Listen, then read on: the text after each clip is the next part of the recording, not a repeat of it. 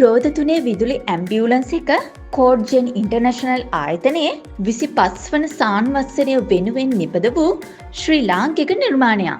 මෙම ඉලෙක්ට්‍රික් වේගා ත්‍රිරෝද රථය මුලින්ම කොළඹ ජාතික රෝහලට පසුගිය 6 වෙනි සඳුදා පරිත්‍යාග කළා.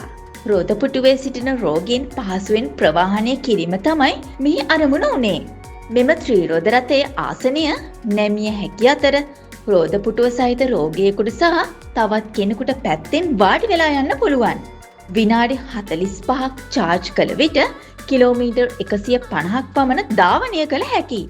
ඇම්බියුලන්ස් වලට යා නොහැකි පටු මාර්ගවලට පවා මේට පහසුවෙන් ප්‍රවේශ වෙන්න පුළුවන්.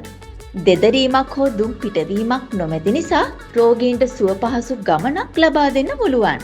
මෙම ත්‍රිරෝද රථය RMV ලියාපදිංචි කිරීමට හැකිවන අතර ඕනෑම කෙනෙකුට පැදවිය හැකියි. රෝහල් භාණ්ඩ ප්‍රවාහනයටද මෙය යොදාගත හැකි අතර රෝහල් ශ්‍රේෂ්ඨයට මෙය අගනා ප්‍රයෝජනවත් නිර්මාණයක් වනු ඇත.